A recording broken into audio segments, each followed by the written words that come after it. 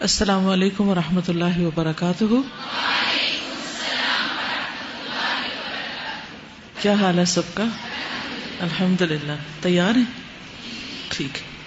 آج ہم پہلے تھوڑا سا صیام الشوال کے بارے میں پڑھیں گے کہ رمضان گزر جائے تو پھر ایک دم سب کچھ نہیں چھوڑ دینا بلکہ پھر بھی کچھ روزے رکھنے.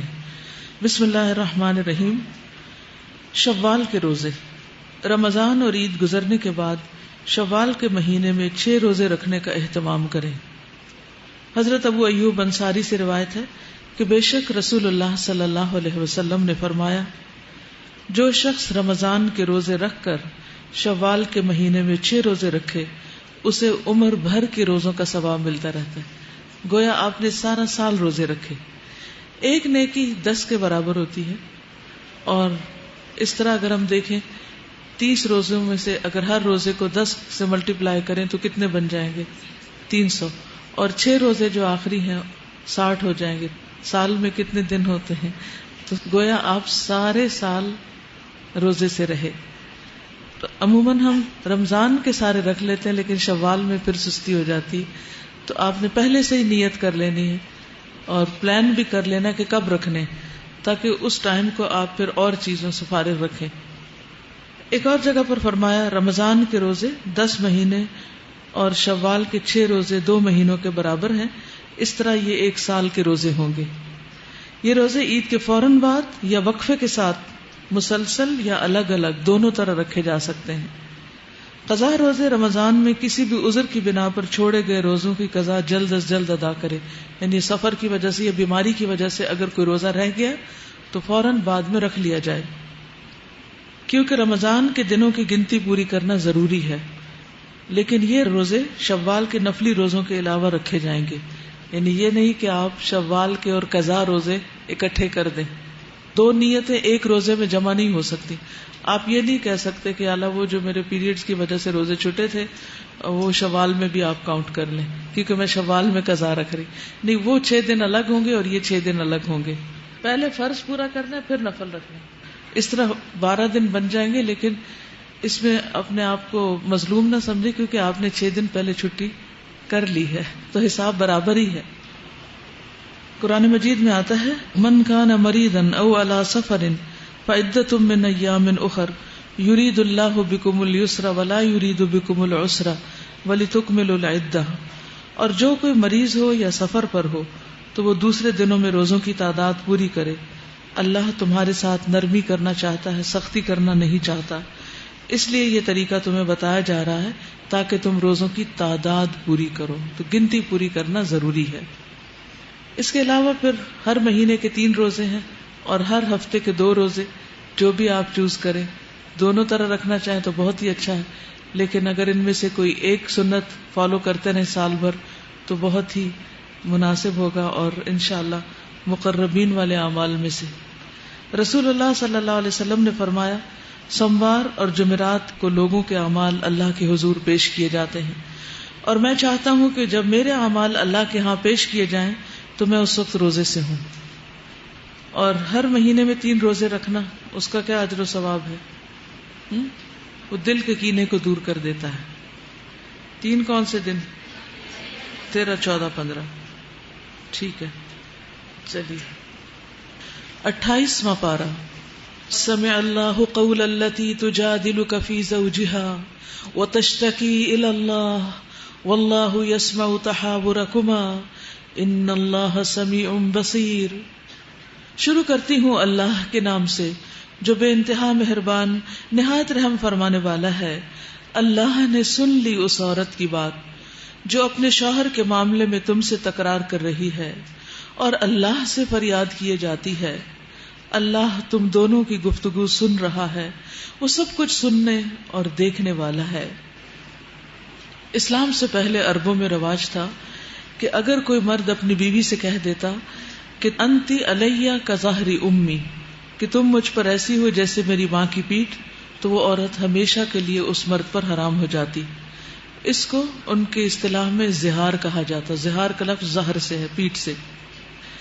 اوس بن صامت انصاری نے اپنی بیوی خولہ بنت ثعلبہ الانصاریہ کو یہی الفاظ کہہ دیے تو وہ نبی صلی اللہ علیہ وسلم کے پاس آ گئی. آپ نے قدیم رواج کے مطابق ان سے یہ کہا کہ میرا خیال یہ ہے کہ تم اس پر حرام ہو چکی ہو، کیونکہ اس نے تمہیں اپنی ماں کی طرح کہہ دیا ہے۔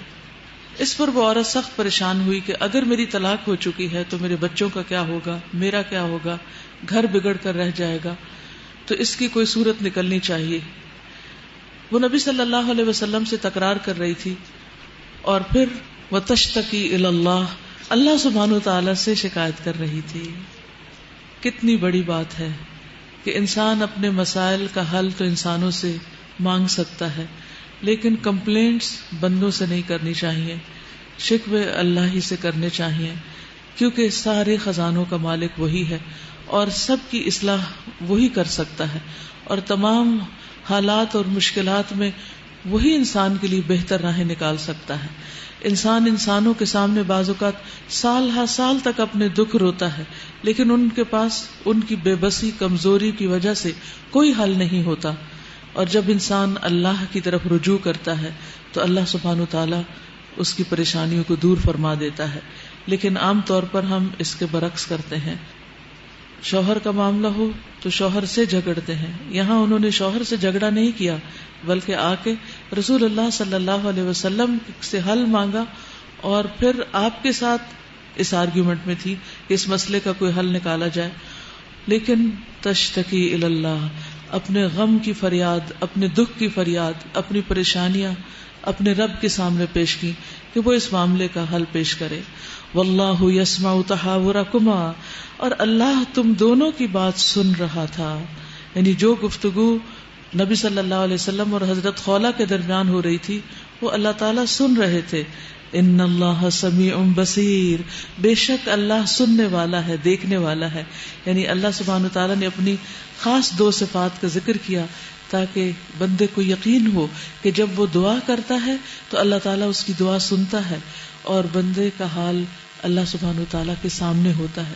تو جو ہمارے دل کا حال بھی جانتا ہے، ظاہر کا حال بھی جانتا ہے، اور جو ہماری فریادیں سنتا ہے، اس سے بڑھ کر کسی مسئلے کا حل کون پیش کر سکتا ہے؟ اللہ سبحانہ وتعالیٰ کی سماعت کی وسعت کا حال کیا ہے؟ حضرت عائشہ کہتی ہیں سب تعریفیں اللہ کے لیے ہیں جو تمام آوازوں کو سنتا ہے۔ ایک تکرار کرنے والی خاتون نبی صلی اللہ علیہ وسلم کی خدمت میں حاضر ہوئی۔ میں کمرے کے ایک کونے میں تھی، یعنی اسی کمرے کے ایک کونے میں تھی۔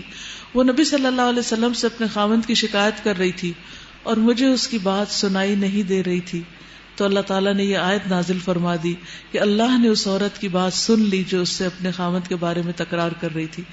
تو اس سے ایک اور ادب اور قاعدہ یہ بھی پتہ چلتا ہے کہ اگر کسی معاملے میں تکرار کرنی ہو تو ضروری نہیں کہ انسان چیخ چلا کر کرے یا آسمان سر پہ اٹھا لے، بلکہ بہت تحمل کے ساتھ، آرام کے ساتھ اپنی بات سمجھائی جا سکتی ہے۔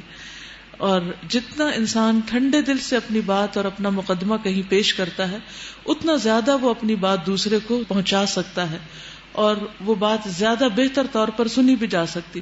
ہمارا کسی کو بھی شکایت پہنچانے کا انداز ہوتا ہے تو اس میں عموماً ہمارا رویہ اتنا منفی ہوتا ہے کہ دوسرا سننے والا سننے سے پہلے ہی آپ کے بارے میں ایک منفی ذہن بنا لیتا ہے، اور بجائے اس کے کہ وہ آپ کے حق میں کوئی فیصلہ کرے عموماً آپ کے خلاف سوچنا شروع کر دیتا ہے۔ تو یہاں حضرت عائشہ کی اس حدیث سے معاملے کی مزید وضاحت ہوتی ہے، اور پھر یہ شاید اس لیے بھی واسطہ بتا رہی ہوں کہ شوہر کا معاملہ ہے، یعنی ٹھیک ہے اگر آپ کو کسی سے اپنا مسئلہ بیان کر کے کوئی حل لینا ہے تو یہ نہیں کہ آپ پورے محلے کو سنائیں یا اپنے بچوں کے سامنے چیخنا چلانا شروع کر دیں یا پورے خاندان کے سامنے فریادیں کرنے لگیں۔ اس سے ہسبینڈ وائف دونوں کی عزت پر بھی فرق آتا ہے، اور مسائل حل ہونے کی بجائے جب بہت سے ہاتھوں میں چلے جاتے ہیں تو طرح طرح کے مشورے ملنے لگتے ہیں اور معاملہ زیادہ بگڑ جاتا ہے، اور اکثر مسائل سننے والے محض خاموش تماشائی ہوتے ہیں، وہ کچھ حل نہیں کر سکتے۔ تو خصوصاً شوہر اور بیوی کا رشتہ اللہ تعالیٰ نے ایسا بنایا ہے کہ جن کے درمیان کا راز ہی رہنا چاہیے، حتیٰ کہ وہ راز ماں باپ تک بھی نہیں جانا چاہیے، بہن بھائیوں تک بھی نہیں جانا چاہیے، کیونکہ وہ راز جتنا زیادہ دو کپڑوں سے باہر جاتا ہے، کیونکہ شوہر بیوی کو اللہ تعالیٰ نے ایک دوسرے کا لباس کہا ہے، اس لیے میں دو کپڑے کہہ رہی ہوں، دو کپڑوں سے باہر جو راز چلا جاتا ہے پھر وہ سنبھالے نہیں سنبھلتا اور معاملہ حل ہونے کے بجائے عموماً بگڑ جاتا ہے۔ تو ہمارے لیے خصوصاً چونکہ مجادلہ، جھگڑنے والی خاتون سورت کا نام بھی ہے، اور عموماً خواتین کو اپنے شوہروں سے، گھروں سے، سسرال سے مسائل رہتے ہیں، تو اس کا بہترین طریقہ اور ادب بتا دیا گیا ہے کہ ایسے موقع پر کرنا کیا ہے، کہ اللہ کو سنانا ہے، اللہ سے دعا کرنی ہے، ان اللہ سمیع بصیر. پھر اس کے بعد اللہ سبحانہ تعالیٰ نے وہ قانون دے دیا کہ جس میں حل بتا دیا گیا کہ آئندہ اگر کسی مرد نے ایسے کوئی الفاظ کہے تو پھر دیکھیں ہوتا ہے کیا. تم میں سے جو لوگ بیویوں سے زہار کرتے ہیں، کہنے کو یہ صرف 3 لفظ ہیں منہ سے نکلے ہوئے، لیکن اس کا امپیکٹ پورے خاندان پہ پڑتا ہے اور خود اس انسان پر بھی. تو اس لیے بیوی کو تو چھوڑ دیا گیا، ظاہر ہے اس کا تو قصور کوئی نہیں، لیکن میاں کے اوپر جرمانہ عائد کر دیا گیا. فرمایا ان کی بیویاں ان کی مائیں نہیں ہیں، ان کی مائیں تو وہی ہیں جنہوں نے ان کو جنم دیا ہے. یہ لوگ ایک سخت ناپسندیدہ اور جھوٹی بات کہتے ہیں. حقیقت یہ ہے کہ اللہ بڑا معاف کرنے والا اور درگزر فرمانے والا ہے. یعنی بندوں کی ایسی باتوں سے اللہ تعالیٰ درگزر فرما دیتا ہے اگر وہ شرمندہ ہوں، معافی چاہیں. جو لوگ اپنی بیویوں سے زہار کریں پھر اپنی اس بات سے رجوع کریں جو انہوں نے کہی تھی، تو قبل اس کے کہ دونوں ایک دوسرے کو ہاتھ لگائیں ایک غلام آزاد کرنا ہوگا. منہ سے نکلے ہوئے الفاظ کا کفارہ ایک غلام آزاد کرنا، جو اگر آج کے دور میں ہو تو شاید لاکھوں میں اس کی قیمت ہو. اس سے تمہیں نصیحت کی جاتی ہے، یعنی نصیحت صرف زبانی نہیں، پریکٹیکل پنشمنٹ کی شکل میں نصیحت ہے. اور جو کچھ تم کرتے ہو اللہ اس سے باخبر ہے. اور جو شخص غلام نہ پائے، جیسے کہ آج کل نہیں ہے، وہ 2 مہینے کے پے در پے روزے رکھے. اگر ایک روزہ بیچ میں چھوٹ گیا دوبارہ سے کاؤنٹنگ شروع ہوگی نئے سرے سے. قبل اس کے کہ دونوں ایک دوسرے کو ہاتھ لگائیں، اور جو اس پر بھی قادر نہ ہو وہ 60 مسکینوں کو کھانا کھلائے، اور ہر مسکین کو 2 مد یعنی نصف سا 1.25 کلو گندم کے برابر، تاکہ وہ پیٹ بھر کے کھانا کھا سکے. یہ حکم اس لیے دیا جا رہا ہے کہ تم اللہ اور اس کے رسول پر ایمان لاؤ، یعنی عمل کر کے دکھاؤ اور اپنے ایمان کا عملی ثبوت دو. اب ظاہر ہے کہ جو شخص اللہ پر ایمان رکھتا ہے، رسول صلی اللہ علیہ وسلم پر ایمان رکھتا ہے، وہ ان کی ہر بات مانے گا، اور اگر اس سے کوئی غلطی ہو گئی ہے توبہ کا طریقہ بھی وہیں سے پوچھے گا. اور جب توبہ کا طریقہ بتایا جائے گا اور اس میں اگر کوئی جرمانہ عائد کیا جائے گا تو وہ بھی وہ خوش دلی سے ادا کرے گا، کیونکہ وہ ایمان رکھتا ہے. یہ ایمان کا تقاضا ہے. یہ اللہ کی مقرر کی ہوئی حدیں ہیں اور کافروں کے لیے دردناک سزا ہے. ان الذين يحادون الله ورسوله كبتوا كما كبت الذين من قبلهم. جو لوگ اللہ اور اس کے رسول کی مخالفت کرتے ہیں، یعنی ان کے احکامات کو نظر انداز کر دیتے ہیں، یعنی گھروں کے اندر میاں بیوی ایک دوسرے کو جو جی چاہتا ہے کہتے رہتے ہیں، 100 دفعہ طلاق دے کے پھر رجوع کر لیتے ہیں، اور اللہ اور اس کے رسول کی بتائی ہوئی حدود کی پرواہ نہیں کرتے. کبتوا کما کبت الذین من قبلہم، وہ اسی طرح ذلیل و خوار کر دیے جائیں گے جس طرح ان سے پہلے کے لوگ ذلیل و خوار کیے جا چکے ہیں، رسوا کیے جا چکے ہیں، ہلاک کیے جا چکے ہیں. یعنی اللہ اور اس کے رسول کی بات کا انکار اور اس کو حقیر سمجھنا اور اس پر عمل نہ کرنا انسان کے لیے دنیا میں بھی ذلت اور رسوائی کا باعث ہے. اور یہاں مخالفت کی بات آپ دیکھیے کتنی واضح ہے، اس کو بے شک انڈر لائن کر لیجئے کہ اللہ اور اس کے رسول کی مخالفت جو ہے اس میں انسان کے لیے ذلت ہے. نبی صلی اللہ علیہ وسلم نے فرمایا وَجُعِلَ الذِّلَّةُ وَالصَّغَارُ عَلَى مَنْ خَالَفَ أَمْرِي، میرے احکام کی خلاف ورزی کرنے والوں کے لیے ذلت اور خواری لکھ دی گئی ہے، یعنی وہ ذلیل ہو کر رہیں گے. تو جب انسان دنیا میں کبھی بھی محسوس کرے، یہ کام کی بات ہے کہ اس کو عزت نہیں دی جا رہی، مثلا سسرال عزت نہیں دے رہا، یا بہن بھائیوں میں سے کوئی اس کو نہیں پوچھتا، یا اور لوگوں کی طرف سے بھی، پورے معاشرے کی طرف سے بھی اس کو شکوہ شکایت ہے کہ میری کوئی عزت نہیں کرتا، تو ایسے موقع پر اسے کیا کرنا چاہیے؟ فوراً اپنا محاسبہ شروع کر دینا چاہیے کہ میں کہاں کہاں اللہ اور اس کے رسول صلی اللہ علیہ وسلم کے احکامات کو جھٹلا رہی ہوں، ان کی مخالفت کر رہی ہوں اور ان احکامات کو آنر نہیں کر رہی، یعنی میں کہاں پر عزت نہیں دے رہی. اگر ہم اللہ اور اس کے رسول کو عزت نہیں دیتے پھر ہم کس عزت کے مستحق ہیں؟ اگر ہم اللہ اور اس کے رسول صلی اللہ علیہ وسلم کی باتوں کو اہمیت نہیں دیتے تو ہم کس اہمیت کے مستحق ہیں؟ ایسے لوگوں کا انجام پھر یہی ہونا چاہیے. تو ہر معاملے میں ہمیں جب معلوم کرنا ہے کہ اللہ اور اس کے رسول صلی اللہ علیہ وسلم کا حکم کیا تو پھر پڑھنا پڑے گا، پھر توجہ سے سیکھنا پڑے گا، غور و فکر کرنا پڑے گا اور ڈیٹیل میں جانا پڑے گا، اور اپنے آپ کو یقین دہانی کرانی پڑے گی کہ اسی میں عزت ہے، کیونکہ اللہ کی بات جھوٹی نہیں ہو سکتی. ہم نے صاف صاف آیات نازل کر دی ہیں اور کافروں کے لیے ذلت کا عذاب ہے. یہ اس دن ذلت کا عذاب ہونا ہے جب اللہ ان سب کو پھر سے زندہ کر کے اٹھائے گا اور انہیں بتا دے گا کہ وہ کیا کچھ کر کے آئے ہیں. وہ بھول گئے ہیں مگر اللہ نے ان کا سب کیا دھرا گن گن کر محفوظ کر رکھا ہے، اور اللہ ایک ایک چیز پر شاہد ہے. یعنی انسان اللہ کی نافرمانیاں کیے جاتا ہے اور بھولتا چلا جاتا ہے، لیکن اللہ تعالیٰ نہیں بھولتے، وہ انسان کو اس کے کیے کی جزا ضرور دیں گے. الم تر ان اللہ یعلم ما فی السماوات وما فی الارض، کیا تم کو خبر نہیں کہ زمین اور آسمانوں کی ہر چیز کا اللہ کو علم ہے. کبھی ایسا نہیں ہوتا کہ تین آدمیوں میں کوئی سرگوشی ہو اور ان کے درمیان چوتھا اللہ نہ ہو. یعنی تین لوگ چپ کے جو باتیں کر رہے ہوتے ہیں تو اللہ تعالیٰ ان کی بھی سن رہا ہوتا ہے. یا پانچ آدمیوں میں سرگوشی ہو اور ان کے اندر چھٹا اللہ نہ ہو. خفیہ بات کرنے والے، سیکرٹ باتیں کرنے والے، خواہ اس سے کم ہوں یا زیادہ ہوں، جہاں کہیں بھی وہ ہوں اللہ ان کے ساتھ ہوتا ہے. پھر قیامت کے روز وہ ان کو بتا دے گا کہ انہوں نے کیا کچھ کیا، سب کچھ کھل کے سامنے آ جائے گا. وَإِذَا الصُّحُفُ نُشِرَتْ، جب صحیفے کھول کر رکھ دیے جائیں گے، نشر کر دیے جائیں گے، پبلش کر دیے جائیں گے. اللہ ہر چیز کا علم رکھتا ہے. کیا تم نے دیکھا نہیں ان لوگوں کو جنہیں سرگوشیاں کرنے سے منع کر دیا گیا تھا، پھر بھی وہ وہی حرکت کیے چلے جاتے ہیں جس سے انہیں منع کیا گیا تھا.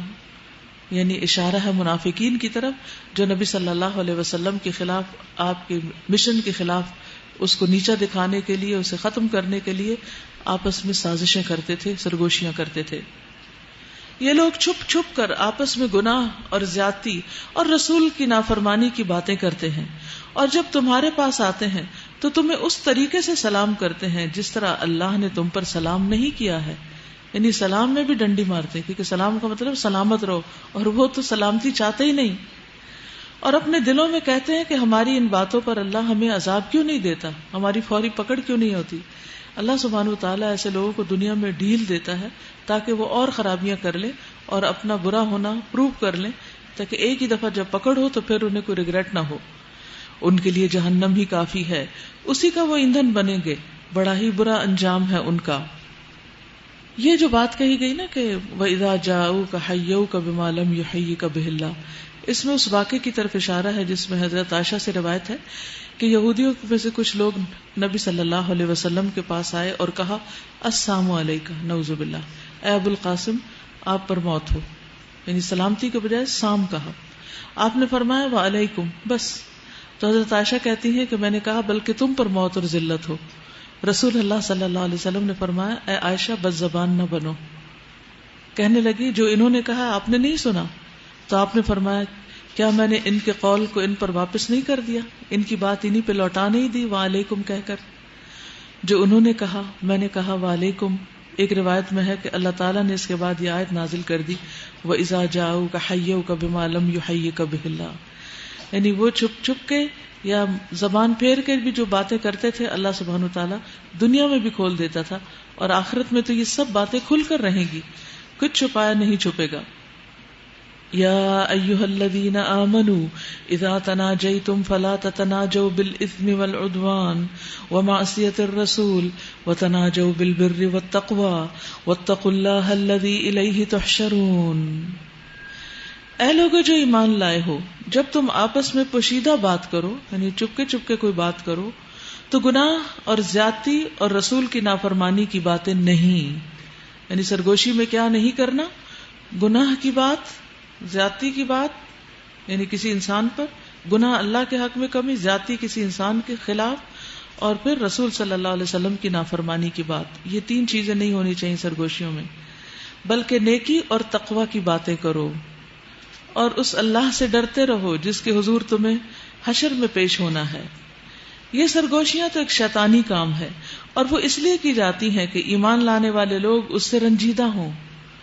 کیونکہ جب 3 لوگوں میں سے 2 آپس میں کانوں میں باتیں کرنے لگتے ہیں تو تیسرا شخص لیفٹ الون ہو جاتا ہے اور اس کے دل پہ بہت غم گزرتا ہے کہ یہ شاید میرے خلاف بات کر رہے ہیں. اگر میرے خلاف نہ ہوتی تو میرے سامنے کرتے. نبی صلی اللہ علیہ وسلم نے فرمایا جب تم 3 آدمی ہو تو تیسرے ساتھی کو چھوڑ کر تم آپس میں سرگوشی نہ کیا کرو. ایسا کرنے سے اس کو رنج ہوگا. البتہ اگر لوگ آپس میں ملے جلے ہوں تو کوئی حرج نہیں. یعنی ایک بڑی گیدرنگ محفل ہے تو اس میں اگر 2 لوگ بات کر لیں کسی ضرورت کے تحت تو کوئی حرج نہیں. لیکن کچھ لوگوں کو عادت ہی ہوتی ہے, ہر بات انہوں نے کان میں کہنی ہوتی, تو یہ بچپن سے پڑ جاتی. ایکچولی جب چھوٹے بچے یہ حرکت شروع کریں تو اسی وقت ان کو روکنا چاہیے کہ اس میں چھپانے کی کیا بات. جو بہت چھوٹے ہوں تو اور بات ہے, وہ یہ شو کرتے ہیں کہ ہم باقی سب بہن بھائیوں کے مقابلے میں ماں کے زیادہ قریب ہیں اور میرے اور ماں کے بیچ میں سیکرٹس ہیں. کیونکہ 2 محبت کرنے والوں کے بیچ میں جو سیکرٹس ہوتے ہیں وہ دوسروں کو نہیں پتا ہوتے, تو وہ اس محبت کو ظاہر کرتے ہیں اس طرح کانوں میں باتیں کر کے. لیکن جو ہی ذرا بڑے ہوں تو انہیں ادب سکھانا چاہیے تاکہ وہ آپس میں اس طرح کی بات نہ کریں جو پھر انکانشیسلی وہ معاشرے میں بھی نکل کر یہی حرکت شروع کر دیں. آپ نے عام طور پر نوٹ کیا کہ کچھ لوگ ہمیشہ بات کرتے ہی ایسے سسپیشس انداز میں ہیں کہ معلوم نہیں کتنا بڑا راز ہو, حالانکہ وہ کوئی ایسی بات نہیں ہوتی, سب کے سامنے کی جا سکتی ہے. واتقوا اللہ الذی الیہ تحشرون, اور اللہ سے ڈرو کیونکہ اصلاح کی بنیاد جو ہے وہ اللہ کا تقویٰ ہے. جب اللہ کا تقویٰ ہوتا ہے, دل میں اللہ کا ڈر ہوتا ہے, تو پھر انسان ہر غلط کام چھوڑ سکتا ہے. اللہ کے ڈر کے بغیر کوئی چیز انسان کو صحیح معنوں میں سیدھا نہیں کر سکتی. پھر فرمایا یہ تو ایک شیطانی کام ہے کانوں میں باتیں کرنا, اور وہ اس لیے کی جاتی ہیں کہ ایمان لانے والے لوگ اس سے رنجیدہ ہوں, حالانکہ وہ اللہ کے اذن کے بغیر انہیں کچھ بھی نقصان نہیں پہنچا سکتی. اور مومنوں کو اللہ ہی پر بھروسہ رکھنا چاہیے. یعنی کبھی کوئی آپ کے خلاف سرگوشی کر بھی رہا ہو, آپ کو دیکھ کر آنکھوں میں باتیں کرنے لگے, تو بھی اللہ پر بھروسہ کریں اور سوچیں کہ یہ میرا کچھ نہیں بگاڑ سکتا, کیونکہ سارا کنٹرول ہر چیز کا تو اللہ کے ہاتھ میں ہے. یا ایھا الذین آمنوا اذا قیل لکم تفسحوا فی المجالس فافسحوا یفسح اللہ لکم واذا قیل انشزوا فانشزوا یرفع اللہ الذین آمنوا منکم والذین اوتوا العلم درجات واللہ بما تعملون خبیر. اب یہاں مجلس میں بیٹھنے کے آداب بتائے گئے ہیں, جن میں سے پہلا ادب کیا ہے کہ انسان مجلس میں وسعت پیدا کرے, دوسروں کے لیے تنگی پیدا نہ کرے. اے لوگو جو ایمان لائے ہو, جب تم سے کہا جائے کہ اپنی مجلسوں میں کشادگی پیدا کرو, دوسروں کے لیے, نئے آنے والوں کے لیے جگہ بناؤ, تو کشادگی کر دیا کرو, اللہ تمہیں کشادگی بخشے گا. یعنی آپ دوسروں کو وسعت دیں تو اس کا ثواب کس کو ملے گا, اس کی جزا کس کو ملے گی؟ وسعت کرنے والے کو. کیونکہ عام طور پر ہوتا کیا ہے, عموماً اگر آپ سفر کرتے ہیں, جیسے جہاز میں تو خیر سیٹس فکس ہوتی ہیں, لیکن ٹرین ہے یا بس وغیرہ ہے یا کسی مجلس میں درس, شادی, پارٹی, جب لوگ اکٹھے بیٹھے ہوتے ہیں تو جب وہ دیکھتے ہیں کہ کچھ اور لوگ آ گئے تو فوراً چوڑے ہونے لگتے ہیں. گود کا بچہ دوسری کرسی بٹھا لیتے اور اپنا بیگ تیسری کرسی پہ رکھ لیتے تاکہ کوئی اور قریب نہ بیٹھے, ہم خود ہی کھلے کھلے بیٹھے. تو اس چیز سے بچنا چاہیے, یعنی آنے والے کو ویلکم کرنا چاہیے. اگر جگہ نہیں بھی تو بھی اپنے جیسچر سے سمٹ کے بتا دینا چاہیے کہ ہمارے دل میں آپ کے لیے بہت جگہ ہے. تو اس سے کیا ہوگا, محبتیں عام ہوں گی. اور اگر آپ دوسروں کی جگہ بھی خود قبضہ کرنا چاہیے, جیسے قبضہ گروپ ہوتا ہے, تو اس صورت میں دوسروں کے لیے تو تکلیف ہوگی, لیکن آپ کا بھی دل تنگ ہوگا. اور دلوں کی یہ تنگی جو ہے پھر زندگی کے سارے معاملات میں تنگی کا ذریعہ بنتی ہے. ہر چیز میں انسان تنگ ہونے لگتا ہے. تو جب تم سے کہا جائے کہ مجلسوں میں کشادگی پیدا کرو, جگہ بناؤ, تو جگہ بنایا کرو, اللہ تمہیں کشادگی دے گا. اور جب تم سے کہا جائے کہ اٹھ جاؤ تو اٹھ جایا کرو. یعنی اگر راستے میں بیٹھ جاتے ہو آ کے تو انتظامیہ اٹھائے کہ یہاں سے اٹھ جائیں تو مائنڈ نہ کیا کرو. کیونکہ عام طور پر لوگ جب اندر آتے ہیں, مثلا پہلی دفعہ کسی مجلس میں شریک ہونے کے لیے, تو ان کو ادب آداب نہیں پتہ ہوتے کہ کہاں بیٹھنا ہے، کہاں کھلی جگہ ہے، کہاں زیادہ مناسب ہے. وہ شرم کے مارے پیچھے ہی رستے میں ہی بیٹھ جاتے ہیں، چاہے جگہ ہو یا نہ ہو. تو ایسی صورت میں جب انتظامیہ ان کو اٹھاتی ہے تو پھر وہ مائنڈ کرتے ہیں کہ یہ لوگ تو بڑے ہی بد اخلاق ہیں، کہیں بیٹھنے ہی نہیں دیتے. تو ایسی صورت میں انسان کو خود ہی دیکھ کر بیٹھنا چاہیے، نہ کہ دوسرے کو بلیم کرے. خلاصہ یہی ہے کہ کسی کے لیے تکلیف کا باعث انسان نہیں بنے. نبی صلی اللہ علیہ وسلم نے حلقے کے درمیان بیٹھنے والے شخص پر بھی لعنت کی ہے. یعنی مثلاً کچھ لوگ اگر سرکل بنا کے بیٹھے ہوئے پڑھ رہے ہیں، جیسے گروپ سٹڈی ہوتی ہے آپ کی، تو اتنے میں کوئی آ کے بیچ میں درمیان میں نون کا نقطہ بن کے بیٹھ جائے تو ایسے شخص پر لعنت کی گئی ہے. پھر اسی طرح آپ نے فرمایا تم میں سے کوئی کسی کو کسی کی جگہ سے نہ اٹھائے اور اس کی جگہ خود نہ بیٹھ جائے، بلکہ وسعت پیدا کرو اور دوسروں کو جگہ دو. پھر اسی طرح کسی کی سیٹ پہ نہیں بیٹھنا چاہیے. یعنی اگر کوئی اپنا بیگ رکھ کر گیا ہے، مثلا واش روم گیا یا کہیں کسی کام گئے یا وہیں پاس ہی کھڑے ہیں، کہیں جو ہی پلٹ کے دیکھتے ہیں تو کوئی اور براجمان ہے، یہ حرکت بھی غلط ہے. نبی صلی اللہ علیہ وسلم نے فرمایا انسان اپنی نشست کا زیادہ حقدار ہے. یعنی ہر ایک کو اپنی جگہ کے اوپر بیٹھنے کا حق ہے. اگر وہ وہاں سے اٹھ کر چلا جائے اور پھر واپس آئے تب بھی وہی اس کا زیادہ حقدار ہے. یعنی کتنی تفصیل سے ہمیں نبی صلی اللہ علیہ وسلم نے ادب آداب سکھا دیے ہیں. پھر اسی طرح مجلس میں کشادگی پیدا کرنے کے بارے میں رسول اللہ صلی اللہ علیہ وسلم نے فرمایا کہ تم میں سے جو شخص کسی مجلس میں آئے اور اس کے لیے جگہ کھلی کی جائے تو اسے چاہیے کہ وہ بیٹھ جائے، کیونکہ اسے اللہ نے اس کے ساتھ عزت بخشی ہے. یعنی اللہ نے دوسروں کے دلوں میں ڈالا کہ اس کو جگہ دے، اور اس کے مسلمان بھائی نے اسے عزت دی ہے. اگر اس کے لیے جگہ کشادہ نہ کی جائے، یعنی کوئی جگہ نہیں دے رہا، تو پھر وہ ادھر ادھر معلوم کرے کہ کہاں پر جگہ موجود ہے اور پھر جہاں جگہ پائے وہاں جا کر بیٹھ جائے. تو اس سے فائدہ کیا ہوگا کہ آپس کے تعلقات خراب نہیں ہوں گے، اور دونوں فریقین جو ہیں یعنی مسلمانوں کے ساتھ عموماً اس وقت مشکل کا شکار ہوتے ہیں جب باہم انٹریکٹ کرتے ہیں. الگ الگ سارے پرہیزگار ہیں، سبھی بڑے عبادت گزار اور نیک لوگ ہیں، لیکن جو ہی معاملہ دو بندوں کے بیچ میں ہوتا ہے تو ٹکراؤ شروع ہو جاتا ہے. اس وقت انسان کو سمجھ نہیں آتی کہ ہوا کیا. کچھ نہیں ہوتا، یہی چھوٹی چھوٹی باتیں ہوتی. تم نے مجھے جگہ نہیں دی تھی، تم نے میری جگہ لے لی تھی. تو اس سے ہی جھگڑے گھروں میں بھی شروع ہوتے ہیں اور پھر اداروں تک اور پھر پوری ایک قوم اور ایک نیشن اور ایک ملک تک یہ پورا کلچر عام ہو جاتا ہے کہ جس میں دلوں کی تنگی ہوتی. یہ بھی اللہ سبحانہ وتعالیٰ کے احکامات میں سے ہے اور نبی صلی اللہ علیہ وسلم کی تعلیمات میں سے ہے. اس چیز پر بھی عمل کرنا ایسے ہی ضروری ہے جیسے ہم باقی احکامات پر عمل کرتے ہیں، تاکہ اس دین کی وجہ سے ہمارے دلوں میں، ہمارے گھروں میں، ہمارے عزیزوں میں، پیاروں میں مزید محبت بڑھے، نہ کہ دل تنگ ہو. پھر فرمایا یرفع اللہ الذین آمنوا منکم، تم میں سے جو لوگ ایمان رکھنے والے ہیں اور جن کو علم بخشا گیا ہے اللہ ان کو بلند درجے عطا فرمائے گا. والذین اوتوا العلم درجات، یعنی کسی کو اگر جگہ کہیں نہیں ملی اور اس کو واپس جانا پڑا، بعض اوقات ہاؤس فل ہوتا ہے، ٹکٹس بند ہو چکے ہوتے ہیں یا ہر چیز پیک ہو جاتی اور دروازے بند ہو چکے ہوتے ہیں، تو انسان بہت اپنی بے عزتی محسوس کرتا ہے کہ جیسے مجھے کسی نے دھتکار دیا ہو. کبھی کبھی ایسی صورتحال پیش آ جاتی ہے، مثلاً آپ حرم جا رہے ہوں اور آگے سے ایک دم دروازہ بند کر دیا جائے. اب تو باقاعدہ کاؤنٹنگ بھی آتی ہے، یعنی لائٹس جل جاتی ہیں کہ اندر جگہ نہیں ہے اور لوگ مت آئیں. بعض اوقات کسی خاص وجہ سے کوئی کام ہو رہا ہوتا ہے تو اندر جانا منع کر دیا جاتا ہے. تو ایسے میں دروازے پہ کھڑے ہو کے لڑائی جھگڑا نہیں شروع کر دینا چاہیے کہ ہمیں اندر کیوں نہیں جانے دیا جا رہا، اندر جانے. اور پھر یہ نہیں کہ کچھ موب اکٹھا کر کے ان سب کے ساتھ دروازے کو دھکا لگانا شروع کر دے کہ پولیس کے مقابلے میں ہم زیادہ طاقتور ہیں. تو ایسی حرکتیں جو ہیں وہ مسلمان کی نہیں ہو سکتی. یعنی کہ ایک مومن جو ہوتا ہے وہ رعایت کرنے والا، عمدہ اخلاق والا انسان ہوتا ہے، اور اس کا مظاہرہ وہ اللہ کے گھر میں بھی کرتا ہے اور اپنے ملک میں بھی کرتا ہے اور سڑکوں پہ بھی کرتا ہے اور باقی جگہوں پر بھی کرتا ہے. اور اگر آپ واقعی عزت چاہتے ہیں تو عزت صرف اس میں نہیں کہ کوئی آپ کے لیے دروازے کھولے یا آپ کو سلوٹ کرے. عزت اس میں ہے کہ آپ کا ایمان کتنا ہے اور آپ کا علم کتنا ہے اور علم پر عمل کتنا ہے. جتنا جتنا ایمان زیادہ ہوگا، جتنا جتنا علم زیادہ ہوگا، علم نافع، اور اس پر عمل زیادہ ہوگا، اللہ تعالیٰ اتنی ہی لوگوں کے دلوں میں آپ کے لیے جگہ بنا دے گا.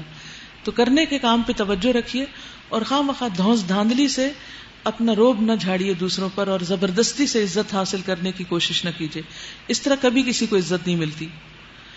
پھر فرمایا یا ایھا الذین آمنوا اذا ناجیتم الرسول فقدموا بین یدی نجواکم صدقہ، اے لوگو جو ایمان لائے ہو، جب تم رسول سے تخلیے میں اکیلے میں بات کرو تو بات کرنے سے پہلے کچھ صدقہ دو۔ اب ہوا یہ کہ کچھ لوگ ہر وقت نبی صلی اللہ علیہ وسلم سے بات کرنا چاہتے تھے اور اکیلے میں بات کرنا چاہتے تھے، اس سے باقی بہت سے کام آپ کے متاثر ہوتے تھے، تو صدقہ یعنی رکھ دیا گیا تاکہ لوگ جو ہیں ایک ادب سیکھ جائیں۔ اب ظاہر ہے کہ نبی صلی اللہ علیہ وسلم تو سب کے لیے اللہ کے رسول تھے اور ہر ایک کی زندگی میں کوئی نہ کوئی مسئلہ ہوتا ہے۔ اب اگر ہر شخص الگ اپنا پرائیویٹ ٹائم لیتا ہے تو پھر آپ کے جو باقی فرائض ہیں، ذاتی عبادات سے لے کر تعلیم دینے کا اور جنگ اور جہاد میں حصہ لینے کا، وہ کام کب ہوں گے؟ اور مسلمانوں کی عمومی طور پر فلاح و بہبود کے جو کام ہیں ان کے لیے سوچ بچار کب ہو سکے گی؟ تو اس لیے اللہ سبحانہ وتعالیٰ نے یہ آیت اتاری کہ اب کوئی الگ نہیں ملے گا، جو ملنا چاہے گا وہ پہلے صدقہ پیش کرے گا تاکہ اس کو کٹ ڈاؤن کیا جائے۔ اب یہ ہوا کہ حضرت علی رضی اللہ تعالیٰ عنہ کو اسی وقت ایک معاملے کے بارے میں دریافت کرنا تھا۔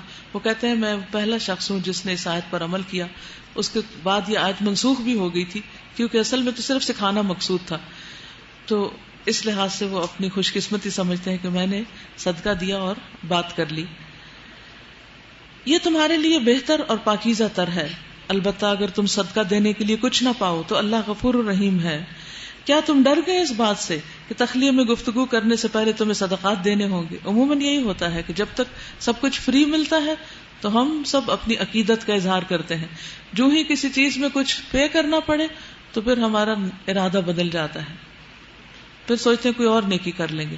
اچھا اگر تم ایسا نہ کرو اور اللہ نے تم کو اس سے معاف کر دیا تو نماز قائم کرتے رہو، زکوٰۃ دیتے رہو، اللہ اور اس کے رسول کی اطاعت کرتے رہو، جو کچھ تم کرتے ہو اللہ اس سے باخبر ہے۔ کیا تم نے دیکھا نہیں ان لوگوں کو جنہوں نے دوست بنایا ایک ایسے گروہ کو جو اللہ کا مغضوب ہے، یعنی یہود کی طرف اشارہ ہے جنہیں منافقین نے دوست بنا رکھا تھا، کیونکہ ذہنیت ایک جیسی تھی، ہمیشہ دوستی لائک مائنڈیڈ لوگوں میں ہوتی ہے۔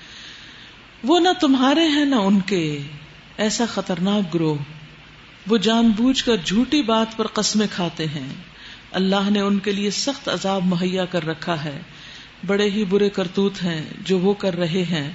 انہوں نے اپنی قسموں کو ڈھال بنا رکھا ہے جس کی آڑ میں وہ اللہ کی راہ سے لوگوں کو روکتے ہیں، اس پر ان کے لیے ذلت کا عذاب ہے۔ اللہ سے بچانے کے لیے نہ ان کے مال کچھ کام آئیں گے نہ ان کی اولاد، وہ تو دوزخ کے ساتھی ہیں، اسی میں وہ ہمیشہ رہیں گے۔ جس روز اللہ ان سب کو اٹھائے گا وہ اس کے سامنے بھی اسی طرح قسمیں کھائیں گے جس طرح تمہارے سامنے کھاتے ہیں۔ جھوٹے لوگ ہر جگہ سمجھتے ہیں جھوٹ سے کام چل جائے گا، اور اپنے نزدیک یہ سمجھیں گے کہ اس سے ان کا کچھ کام بن جائے گا۔ خوب جان لو وہ پرلے درجے کے جھوٹے ہیں، یعنی منافق کی سب سے بڑی علامت جھوٹ ہی ہوا کرتی ہے۔ شیطان ان پر مسلط ہو چکا ہے اور اس نے اللہ کی یاد ان کے دل سے بھلا دی ہے، وہ شیطان کی پارٹی کے لوگ ہیں، خبردار ہو شیطان کی پارٹی والے ہی خسارے میں رہنے والے ہیں۔ یقیناً ذلیل ترین مخلوقات میں سے ہیں وہ لوگ جو اللہ اور اس کے رسول کا مقابلہ کرتے ہیں۔ اللہ نے لکھ دیا ہے کہ میں اور میرے رسول غالب ہو کر رہیں گے، فی الواقع اللہ زبردست اور زور آور ہے۔ تم کبھی یہ نہ پاؤ گے کہ جو لوگ اللہ اور آخرت پر ایمان رکھنے والے ہیں وہ ان لوگوں سے محبت کرتے ہوں جنہوں نے اللہ اور اس کے رسول کی مخالفت کی ہے، خواہ وہ ان کے باپ ہوں یا ان کے بیٹے یا ان کے بھائی یا ان کے اہل خاندان۔ یہ وہ لوگ ہیں جن کے دلوں میں اللہ نے ایمان ثبت کر دیا ہے اور اپنی طرف سے ایک روح عطا کر کے ان کو قوت بخشی ہے۔ سبحان اللہ۔ وہ ان کو ایسی جنتوں میں داخل کرے گا جن کے نیچے نہریں بہتی ہوں گی، ان میں وہ ہمیشہ رہیں گے۔ اللہ ان سے راضی ہوا، وہ اللہ سے راضی ہوئے، وہ اللہ کی پارٹی کے لوگ ہیں۔ خبردار رہو اللہ کی پارٹی والے ہی فلاح پانے والے ہیں، کامیاب ہونے والے ہیں۔